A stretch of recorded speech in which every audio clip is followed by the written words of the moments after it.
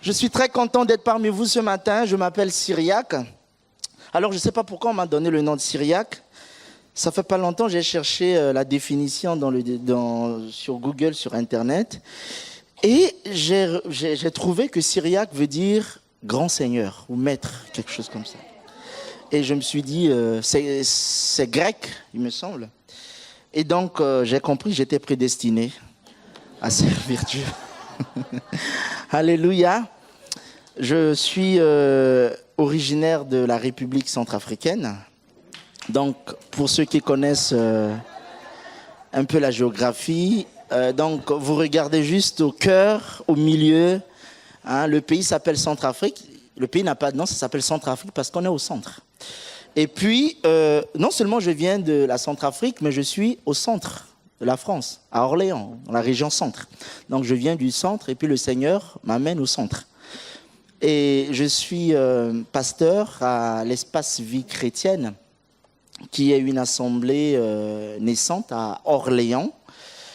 Et le Seigneur est en train de nous encourager. Nous vivons également des moments forts à Orléans. Et chaque année, nous faisons un rassemblement avec toutes les églises, hein, les assemblées de Dieu, les baptistes, les réformés, toutes les églises. Et puis, nous prions ensemble pour la ville d'Orléans. Et puis, il y a des choses importantes qui se passent. Alléluia. Et nous sommes vraiment encouragés par tout ce que Dieu est en train de faire dans notre ville à Orléans. Et le Seigneur a permis ce matin que je sois parmi vous pour vous partager la parole de Dieu. Hein, je remercie la servante de Dieu, Fabienne, le pasteur Didier, qui m'ont chaleureusement reçu depuis hier. Et vraiment que le Seigneur vous bénisse pour ce moment que nous allons partager. Et nous croyons que le Seigneur va nous aider parce que ce matin, le Seigneur me parlait, il me disait que les relations, c'est le Seigneur normalement qui établisse les liens, les relations. Il y a certaines relations où parfois on peut rencontrer une personne, on peut faire une rencontre, mais le Seigneur peut peut nous donner du temps pour mûrir justement les relations et pour renforcer les liens. Alléluia. Alors ce matin, je ne suis pas seul, je suis venu avec, je suis avec ma famille. J'ai ma mère qui est dans la salle. Elle est diacre à l'église d'Orléans, diaconesse. Et puis elle m'a précédé depuis quelques jours ici. Elle est là, vous allez l'apprécier. Et donc comme Marie qui suivait Jésus partout, elle me suit partout. J'étais en Afrique de l'Ouest, quand je voyage, au Bénin, en Côte d'Ivoire, au Togo, elle me suit. Et puis c'est une femme de prière. C'est une femme qui prie beaucoup pour moi. Et j'ai également mon oncle qui est devenu mon photographe ce matin. On va acclamer le Seigneur. Lui par contre il habite Toulouse. Hein. Et donc voilà, ils m'ont accompagné pour vraiment partager la parole de Dieu avec vous. Alléluia. Alors sans plus tarder, nous allons lire un texte dans Ézéchiel chapitre 37. Ézéchiel chapitre 37.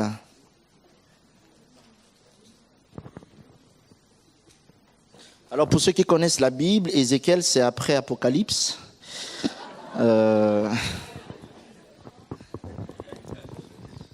Amen, vous avez trouvé, j'espère.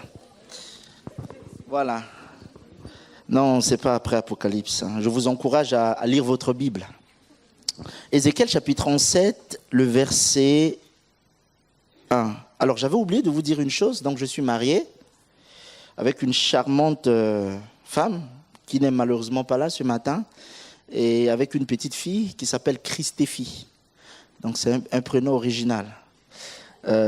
Christéphie qui a aujourd'hui 10 mois et quelques jours. Donc nous sommes mariés le 9 août et Christéphie est venue le 8 août. Donc la veille de la date anniversaire du mariage. Donc on avait voulu qu'elle vienne le jour même de l'anniversaire du mariage. Parce que quand sa maman elle a commencé à avoir les contractions, et puis on disait, oh là là, si seulement elle peut attendre demain. Et à un moment donné, c'est devenu compliqué. Elle dit, chérie, non, il faut qu'on prie, il faut qu'elle vienne tout de suite parce que j'en peux plus. Amen. Alors on va lire Ézéchiel chapitre 37, à partir du verset 1. La main de l'Éternel fut sur moi et l'Éternel me transporta en esprit et me déposa dans le milieu d'une vallée remplie d'ossements. Il me fit passer auprès d'eux tout autour et voici, ils étaient fort nombreux à la surface de la vallée et ils étaient complètement secs. Il me dit, fils de l'homme, ces eaux pourront-ils revivre? Je répondis, Seigneur éternel, tu le sais. Il me dit, prophétise sur ces eaux et dis-leur, ossements desséchés, écoutez la parole de l'Éternel. Ainsi parle le Seigneur, l'Éternel, à ces eaux. Voici, je vais faire entrer en vous un esprit et vous vivrez. Je vous donnerai des nerfs et je ferai croître sur vous de la chair. Je vous couvrirai de peau. Je mettrai en vous un esprit et vous vivrez. Et vous saurez que je suis l'Éternel. Prions pour la parole. Seigneur, nous voulons te rendre gloire, nous voulons te bénir, nous voulons reconnaître que tu es Dieu et que c'est par ta mort à la croix, Jésus, que tu nous as donné la liberté, tu nous as affranchis et que tu nous as préparé une place dans ton royaume. Ce matin, Seigneur, nous voulons nous soumettre à l'autorité suprême de ta parole. Que le Saint-Esprit prenne contrôle de ce lieu. Ordonne à ma bouche de proclamer tes oracles et de révéler tes mystères. Au nom de Jésus-Christ, que le peuple de Dieu dise Amen. J'ai reçu fortement à cœur, quand je devrais venir à Toulouse, de partager ce texte avec vous, d'Ézéchiel chapitre 37. Vous savez, Ézéchiel fait partie de ceux qu'on appelle les grands prophètes, pas parce qu'il est plus grand que les autres, mais il est grand prophète par rapport au caractère de ses écrits, parce qu'il a écrit des choses plus importantes que d'autres. Ceux qu'on appelle grands, Dieu ne les voit pas forcément grands. Alléluia. Et Ézéchiel, le Seigneur s'est apparu à Ézéchiel, et Dieu a ouvert ses yeux, et Ézéchiel s'est retrouvé dans les vallées d'ossements desséchés. Et l'esprit a emporté Ézéchiel et il se trouvait dans une vallée. Et je suppose que dans une vallée, il y a des ténèbres. Parce que lorsqu'on parle des vallées, c'est le creux, le milieu de plusieurs montagnes. Et dans la vallée, il y a des grincements des dents, il y a l'incertitude. Et Dieu amène Ézéchiel dans des vallées qui étaient remplies d'ossements desséchés. Et Dieu va poser la question à Ézéchiel. Est-ce que ces eaux pourront-ils revivre? Ézéchiel se trouvait dans une incertitude, dans l'impasse, dans une situation un peu compliquée. Comme aujourd'hui dans une société fragilisée, comme dans une Europe qui est en train de se fragiliser, où beaucoup se posent des questions sur l'avenir, sur ce qui va se passer demain, ce qui va se passer après-demain, ou ce qui va se passer l'an prochain. Et le Seigneur va dire à Ézéchiel, est-ce que ces eaux pourront-ils revivre? Bien avant cela, le Seigneur lui pose la question, que vois-tu? Alléluia. Ézéchiel regardait, la vallée était remplie d'ossements, mais Dieu s'est permis de poser la question à Ézéchiel pour lui dire, que vois-tu? Ce matin, je voudrais te poser la même question, qu'est-ce que tes yeux voient? Je ne suis pas en train de voir une France fragilisée, mais je vois une France forte. Je vois les enfants de Dieu qui se rassemblent. Je vois la puissance de Dieu qui est en train de se mouvoir dans cette nation. Je vois l'Esprit de Dieu qui va toucher des vies, qui va sauver des milliers de Français, qui va les faire entrer dans son royaume.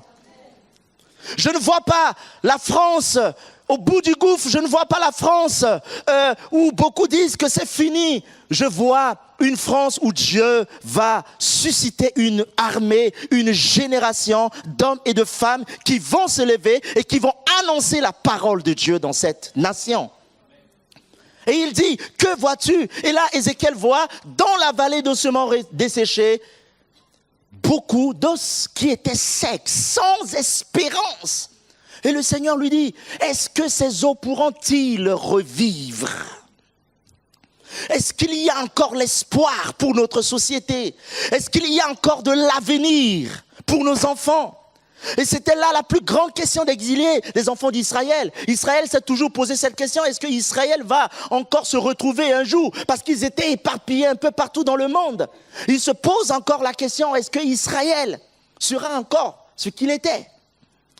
Ézéchiel répondit, Seigneur, toi seul, tu le sais. Tu connais la destinée de cette nation, notre Dieu. Tu connais la destinée de ce peuple. Tu connais la destinée de cette ville de Toulouse. Tu connais la destinée de ce peuple. Et le Seigneur lui dit, fils de l'homme, prophétise. Parle à ces ossements desséchés. Mes chers amis, il est dit dans la parole de Dieu que la vie et la mort sont au pouvoir de notre langue. C'est ce que ta bouche déclare, c'est ce que tu confesses qui arrivera dans ta vie. Il y a des personnes qui sont tellement négatives, autour d'eux, ils ne voient que la négativité, ils sont remplis de négativité, eh bien, leur vie, il n'y a que des négativités. Vous savez, je fais partie de ceux qui croient tellement aux choses positives. Alléluia. Il y a de cela quelques mois où pas quelques mois, quelques années, où quand j'ai fini mes études, je suis sorti de l'université, j'avais du mal à trouver un emploi et c'était un peu compliqué pour moi. Et les gens m'ont dit, non, mais ça va être compliqué. J'avais eu d'autres opportunités ailleurs, même ici à Toulouse, avec des postes intéressants. Mais j'ai dit, Seigneur, l'église vient de commencer à Orléans.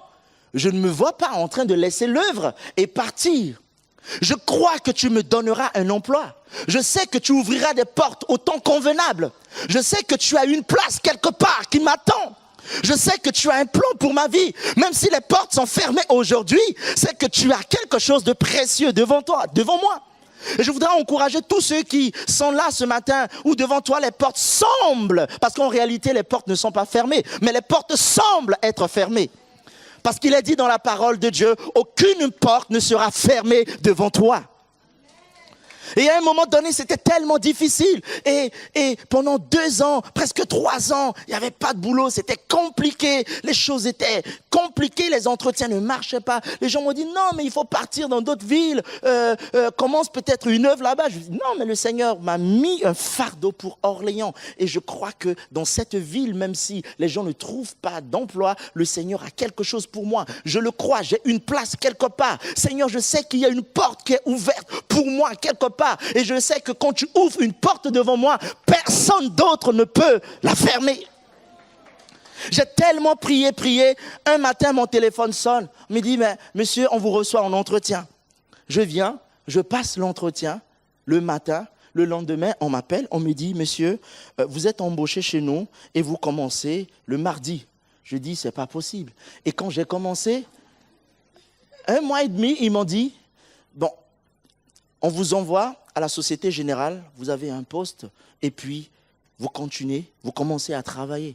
Et donc ça fait aujourd'hui presque 2 mois et demi que je travaille à la Société Générale. Et je ne pensais pas, j'avais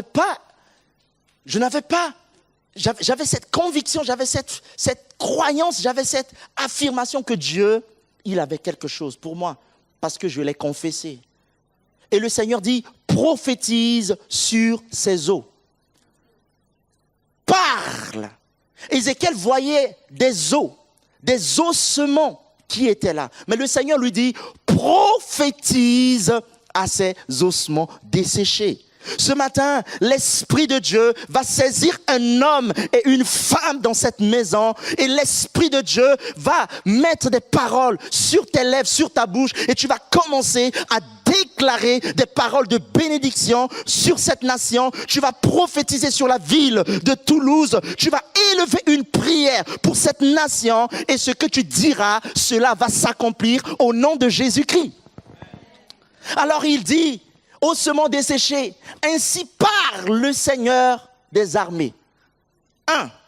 Je vous donnerai des nerfs. Dites avec moi des nerfs. Je voudrais te demander juste une chose. Pose tout simplement ta main sur la personne qui est à tes côtés, soit à droite ou à gauche. Est-ce que tu sens la main de quelqu'un te toucher? Est-ce que tu sens la main de quelqu'un te toucher? Voilà, merci, enlevez votre main. Je ne suis pas un médecin, je n'ai jamais fait la médecine. Mais il me semble que la présence d'un nerf dans un corps humain donne ce qu'on appelle la sensibilité. Quand il n'y a pas de nerf dans une partie du corps, on dit le corps est paralysé.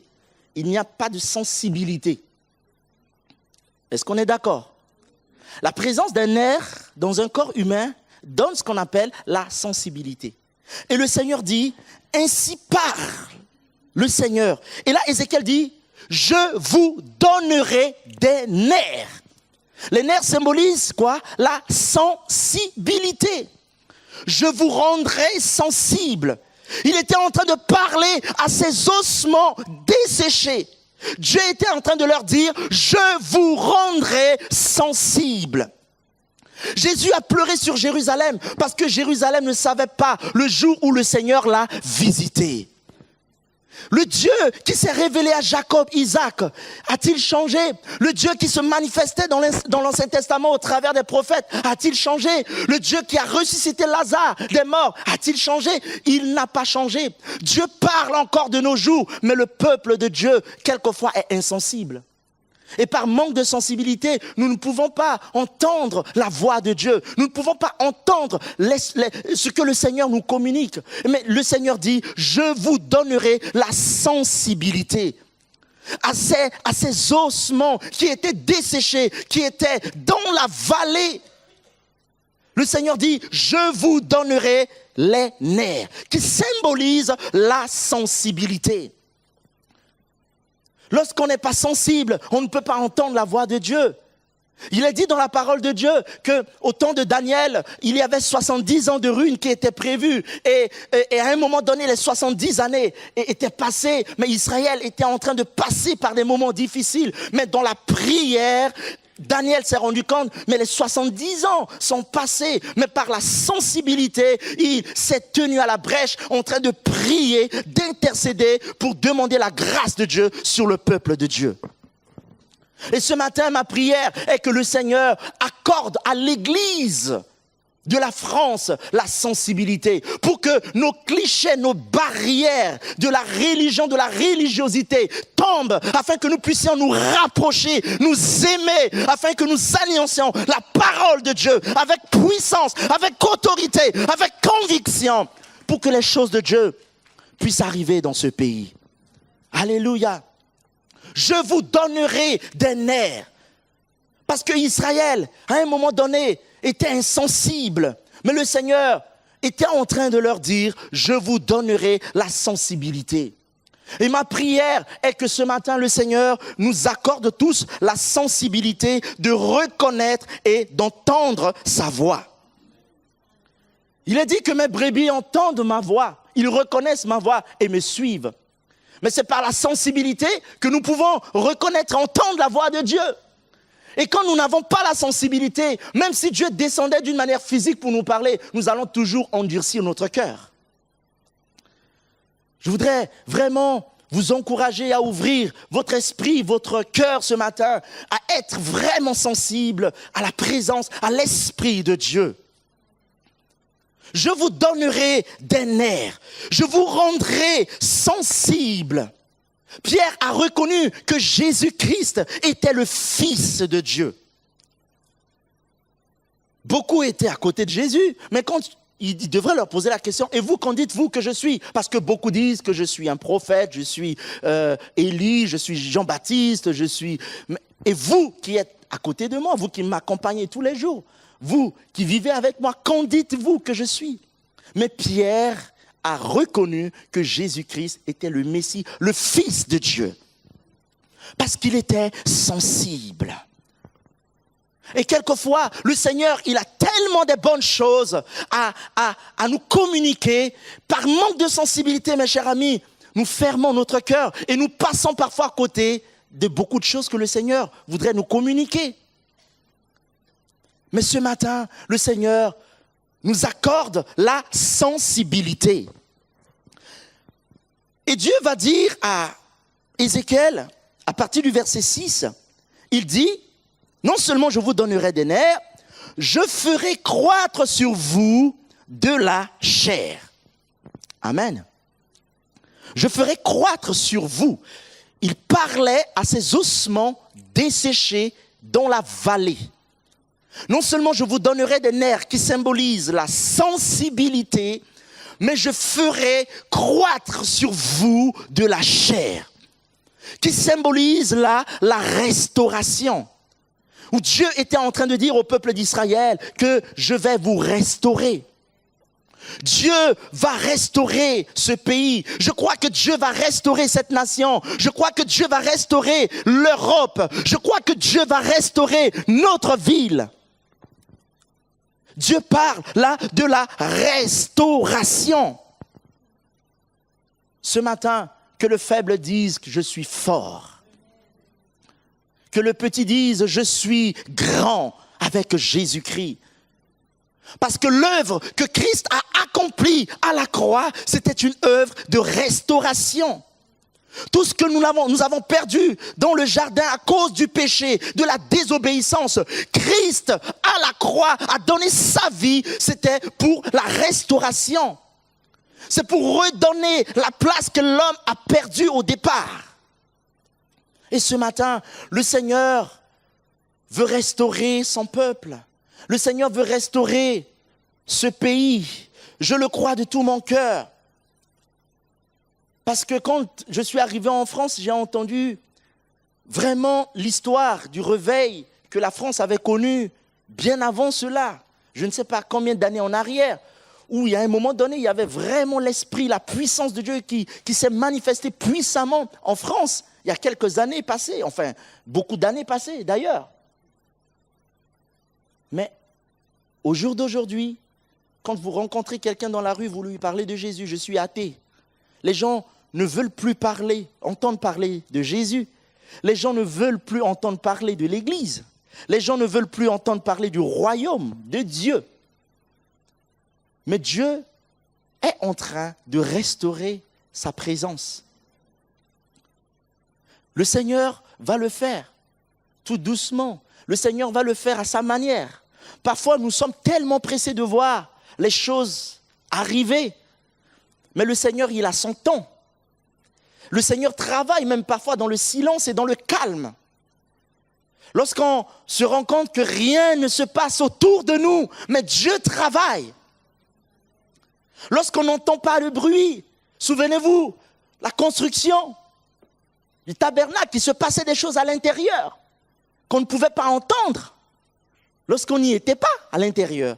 Il y avait un travail qui se faisait. Et Dieu est en train de bâtir son église dans le silence, dans le calme, dans la tranquillité. Et le jour viendra où le Seigneur va glorifier son église. Je vous donnerai des nerfs qui symbolisent la sensibilité. Je rendrai mon peuple sensible. Je rendrai mon église sensible. Mes brebis vont entendre et vont reconnaître ma voix. Mes brebis, je vais les rendre sensibles et je vais les restaurer. C'est une œuvre de la restauration. Je ferai croître sur vous de la chair. La troisième chose, il dit, je vous couvrirai de peau. Alléluia. Je vous couvrirai de peau. La peau couvre la chair, n'est-ce pas? La peau protège la chair. Je vous couvrirai de peau, ce qui symbolise la protection divine. Je viens t'annoncer ce matin que Dieu va te protéger. Que le Seigneur va te protéger.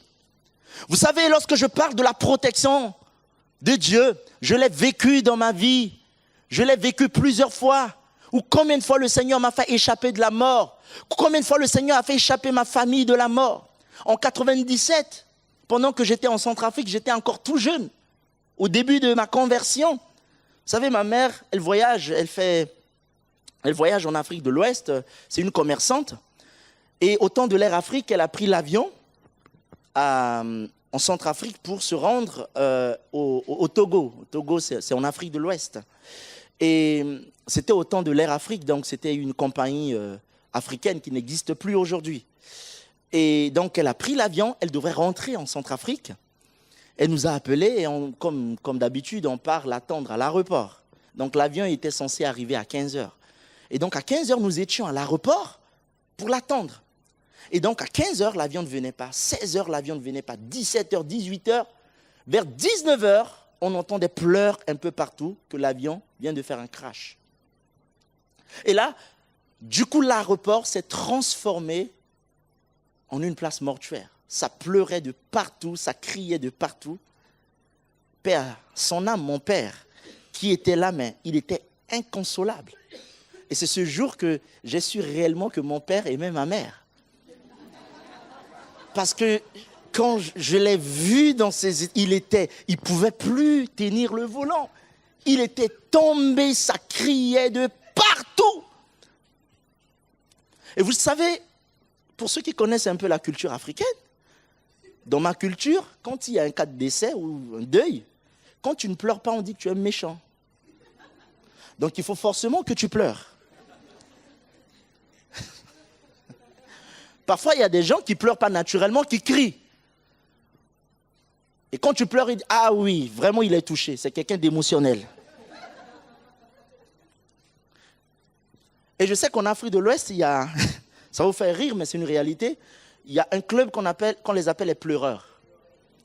Donc, quand il y a un décès, vous les payez, ils viennent. Même s'ils ne connaissent pas la personne, ils pleurent. Ils peuvent pleurer pendant 1 heure de temps. Juste pour mettre un peu l'ambiance. Au fait, il faut que ça pleure. Si ça ne pleure pas, il y a un problème. Même s'ils ne connaissent pas un certain Antoine ou Jacques. Yo, Jacques! Ils pleurent, ils tombent par terre. Alors, ils peuvent facturer des pleurs pour 1 heure de temps. Donc, ils pleurent pendant 1 heure de temps. Amen. Est-ce que quelqu'un me suit? Alors, quand la nouvelle est tombée, l'aéroport s'est transformé, ça criait, ça pleurait de partout. Et puis, j'étais là, tout jeune converti, je me suis dit, Seigneur, je ne pleure pas. Je sais que tu as dit dans ta parole, si tu crois, tu verras la gloire de Dieu. Même si on vient m'annoncer que l'avion vient de faire un crash, je sais que tu vas ordonner à tes anges de protéger ma mère. Seigneur, si tu existes et si tu es Dieu, protège ma mère. Les gens ont dit non, il est en train de perdre la tête, il n'est pas normal. Nous sommes rentrés à la maison, ça pleurait, ça criait de partout. Vers 4 heures du matin, je me suis réveillé et puis j'entends une petite voix qui me dit, mais tu penses vraiment que Dieu peut protéger une personne dans un avion qui s'écrase? Tu es normal? Et puis ma foi commençait à descendre. Vous savez, parfois on peut avoir une assurance, on peut avoir la foi, on veut tellement voir les choses arriver et quelquefois on attend et rien ne se passe. Du coup, la nature humaine prend le dessus. C'est pour cette raison Jésus, à un moment donné, il dit, Père, pourquoi m'as-tu abandonné? C'était la nature humaine qui parlait. Parce que Jésus était Dieu et il était homme en même temps. Est-ce que je parle à quelqu'un? La nature face à la souffrance, à un moment donné, a réagi. Pourquoi m'as-tu abandonné? Est-ce que je parle à quelqu'un? Et j'avais cette ferme assurance, je dis, Seigneur, tu as dit dans ta parole, à Marc, ne t'ai-je pas dit, si tu crois, tu verras la gloire de Dieu. Alors Seigneur, protège ma mère et je te servirai toute ma vie. Il dit à Ézéchiel, prophétise sur ces eaux, je vous donnerai des nerfs, je ferai croître sur vous de la chair, je vous couvrirai de peau, qui symbolise donc la protection divine. Et là, vers 8 heures du matin, la bonne nouvelle. Le téléphone sonne et la maman dit, je ne suis pas morte, je suis encore vivante. Et elle est encore debout, vivante, jusqu'à ce jour, elle sert le Seigneur. Est-ce que je parle à quelqu'un ce matin? J'ai oublié d'amener les journaux. Si je vous amenais les journaux, vous allez dire que c'est incroyable. L'avion totalement calciné. C'est-à-dire au décollage, l'avion, boum, il y avait le feu. et puis regarder la hauteur d'un avion sans escalier, sauf qu'il peut. Il fallait sauter rapidement. Et puis à un moment donné, l'avion s'est éclaté. Alors Dieu a fait sortir ma mère. J'annonce à quelqu'un ce matin que Dieu est capable de te protéger. L'Esprit de Dieu, la grâce de Dieu, la faveur de Dieu est capable de te protéger, de protéger cette nation. Dans un monde aujourd'hui qui est menacé, dans une société fragilisée, crois que tu ne seras pas touché parce que tu invoques l'Éternel Dieu Tout-Puissant. Parce que tu as Dieu en toi. Parce que tu pries un Dieu qui est vivant. Celui qui a protégé Shadrach, Meshach, Abednego de la mort. Même s'il y avait la récession, les troubles, les crises. Même si beaucoup de tes voisins souffrent, ils ne trouvent pas de quoi manger. Dieu est capable de te protéger. De protéger ta famille, ta nation. Ce matin, je le déclare et je confesse au nom de Jésus-Christ que Dieu protège ta famille, que Dieu protège tes projets, que Dieu protège tes entreprises, tout ce que tu entreprends, que la grâce, la faveur de Dieu te couvre. La protection de Dieu est sur ta vie. La protection de Dieu est sur cette église. Je le crois de tout mon cœur. Il dit, si tu traverses la vallée de l'ombre de la mort, ne crains point.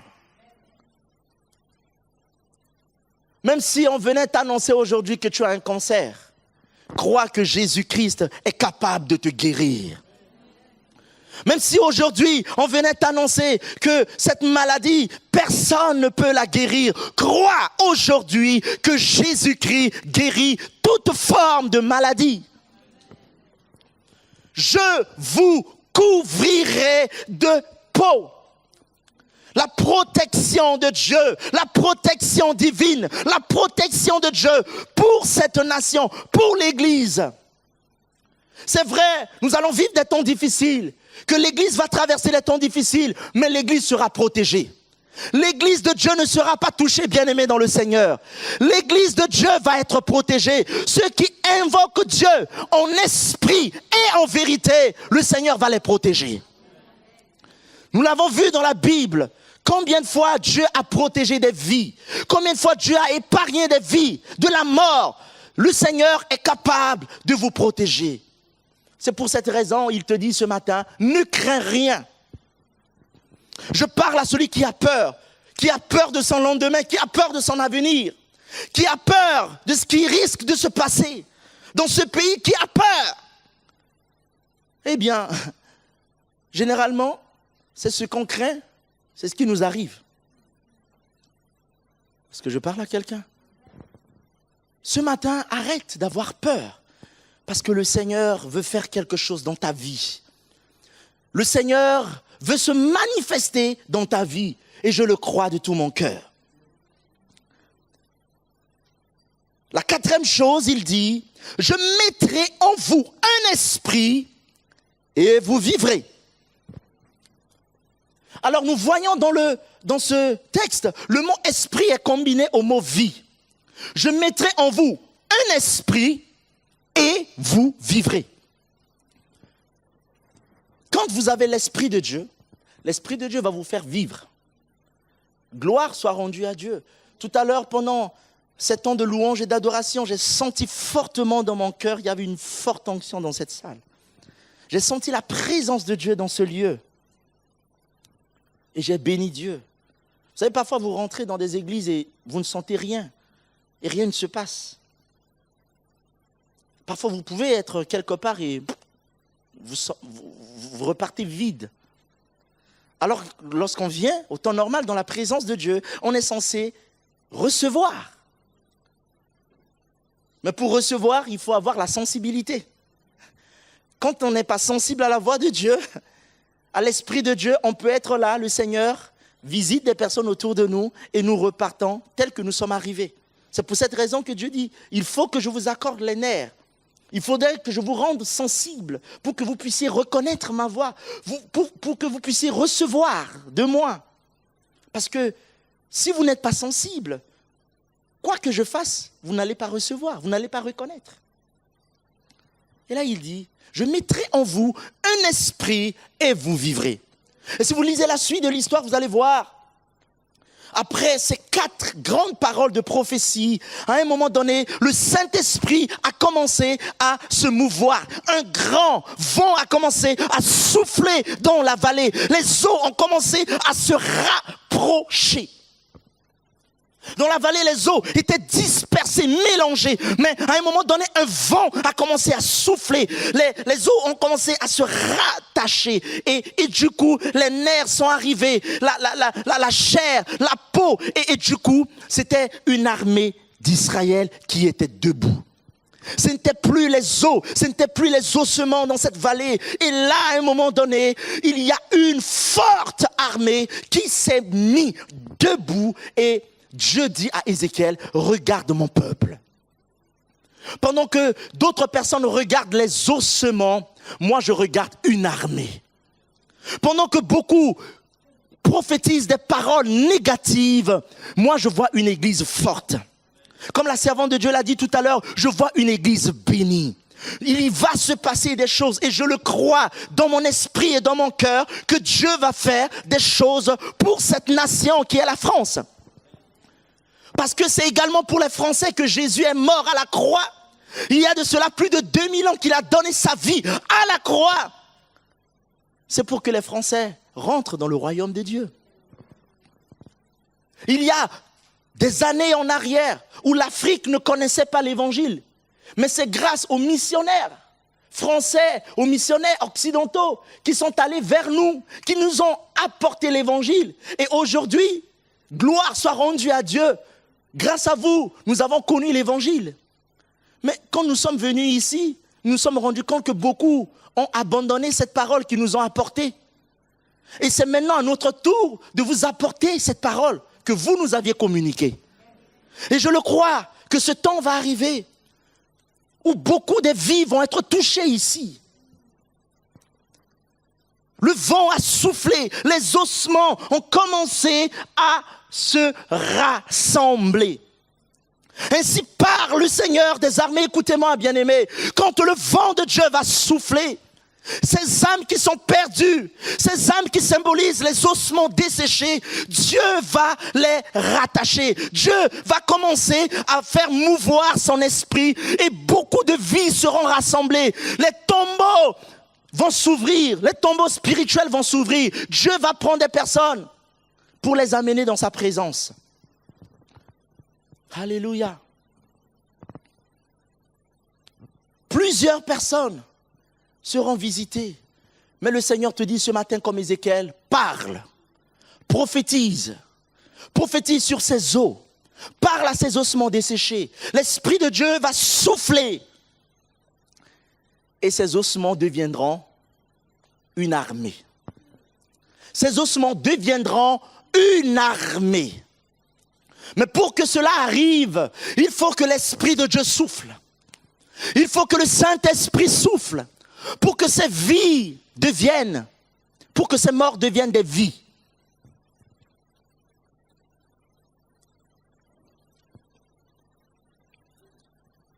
Pendant que je priais pour la France, et c'est là où le Seigneur m'a donné cette vision, il me dit, mais regarde, il y a beaucoup d'ossements desséchés. Mais priez beaucoup, à un moment donné, le Seigneur va les rendre sensibles. Le Seigneur va les ressusciter et plusieurs vies seront touchées. Le Seigneur dit, j'amènerai dans ma présence beaucoup de personnes.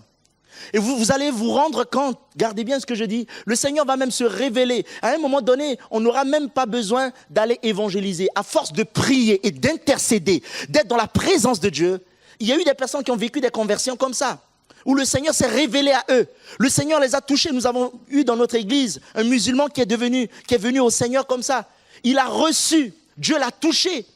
Et un matin, il dit, je crois, il a vu l'enfer. Il dit que Dieu existe, je veux donner ma vie à Jésus. Je veux suivre Jésus, je veux servir Jésus. Est-ce que je parle à quelqu'un ce matin? Quand l'Esprit de Dieu va souffler, quand le vent de Dieu va souffler, mes chers amis, quand le Saint-Esprit va arriver, des ossements deviendront des vies. Mais il faut que tu prophétises, il faut que tu parles. Et ce matin, je le sais de tout mon cœur, tu es celui ou celle par qui Dieu va passer pour que cela arrive. Parce que tu en as le pouvoir. Parce que quand tu vas ouvrir ta bouche pour parler à Dieu, le Seigneur va accompagner les paroles qui sortiront de tes lèvres. Parce que la vie et la mort sont au pouvoir de la langue. Ce matin, je voudrais que nous passions un temps dans la prière. Que tu déclares sur cette nation, que tu déclares sur la ville de Toulouse, que tu déclares sur ta famille, que tu déclares sur ce gouvernement, que tu déclares sur l'Europe, que tu déclares sur ce peuple. Que l'Esprit de Dieu va souffler. Ces ossements deviendront des vies. Le Seigneur va les rapprocher. Ils étaient éparpillés. À un moment donné, le vent de Dieu a soufflé. Il est temps que l'Église vive les manifestations de l'Esprit. Il est temps que l'Église rentre dans les manifestations de l'Esprit. Parce que la parole de Dieu, nous ne pouvons pas la comprendre si nous la lisions avec notre intelligence humaine. Mais il est temps que nous ouvrions notre cœur et que nous laissions Dieu vraiment nous façonner au travers de son esprit. Et Jésus dit, je ne vous laisserai point orphelin. Je vous donnerai le Saint-Esprit. Il sera avec vous. Alléluia. Le Saint-Esprit de Dieu qui va souffler ce matin. Et Ézéchiel a vu une armée debout, une armée forte, une armée puissante qui était là. Et Dieu lui dit, regarde Israël, regarde mon peuple. Regarde mon peuple. Pendant que beaucoup disent que mon peuple est fini, mon peuple est arrivé au bout. Mais moi, je regarde une nation forte, une nation bénie. Oh, ce matin, je voudrais que tu déclares, que tu prophétises, que tu décides ce matin de ce qui va arriver dans ce pays. Ne sois pas effrayé par tout ce qui se passe autour de toi. Prophétise comme Ézéchiel, dis, Seigneur, accorde-leur la sensibilité. Accorde-leur les nerfs spirituels. Pour qu'à un moment donné, même ces autorités reçoivent Jésus dans leur bureau. Que tu te révèles à eux, même dans leur sommeil. Que tu leur parles dans leur cœur. Parce qu'il a dit dans la parole de Dieu, Dieu tient les cœurs des rois dans sa main, comme un courant d'eau. Il les balance où il veut. Et le Seigneur est capable de se révéler à eux. Le Seigneur est capable de les toucher.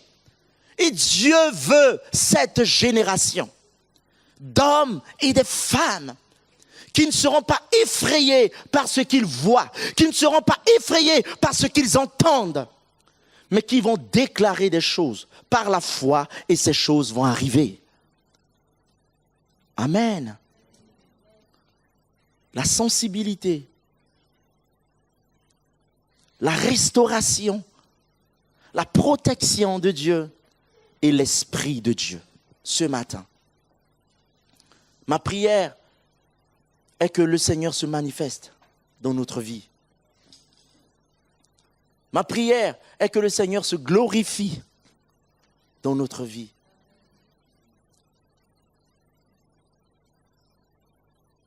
Je ne sais pas ton problème. Je ne sais pas tes ossements ce matin. Ça peut être une inquiétude, une maladie, une porte fermée, le chômage.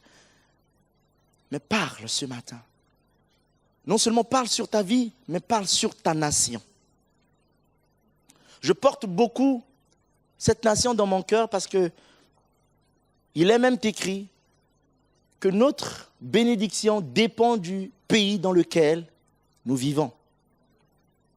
C'est pour cette raison que je prie beaucoup pour cette nation. Parce que je sais que ma bénédiction en dépend. Je sais que la France est un pays béni, est une nation bénie. Même si beaucoup disent le contraire, mais moi je sais que c'est un peuple béni. C'est un peuple généreux. Et nous devons parler à Dieu au travers de ce peuple. Nous devons élever une muraille dans la prière. Et Dieu dit, je cherche un homme, je cherche une personne qui pourra se tenir à la brèche pour intercéder en faveur de ma nation. Pour prier, pour porter le peuple devant le Seigneur. Et cette personne, c'est toi. Et je t'encourage, chaque jour, prends ne fût-ce que 5 minutes et prie pour cette nation. Prie pour cette nation. J'ai hâte dans mon cœur de voir l'Esprit de Dieu à l'œuvre dans ce pays, de voir même des enfants prophétiser, comme nous avons vu au Brésil, même des petits-enfants qui parlent de la part du Seigneur. J'ai hâte de voir cela arriver dans ce pays. Et je sais que cela arrivera. J'ai hâte d'entendre parler de l'Évangile dans des médias. J'ai hâte de voir la transformation de ce peuple. Mais il faut que les cœurs soient sensibles. Il faut que Dieu leur accorde les nerfs spirituels pour qu'ils reconnaissent la voix de leur berger. Parce que tant qu'ils seront toujours insensibles, ils ne pourront pas reconnaître la voix du berger. Est-ce que je parle à quelqu'un ce matin? Alors je vous invite à vous mettre debout et nous allons prier.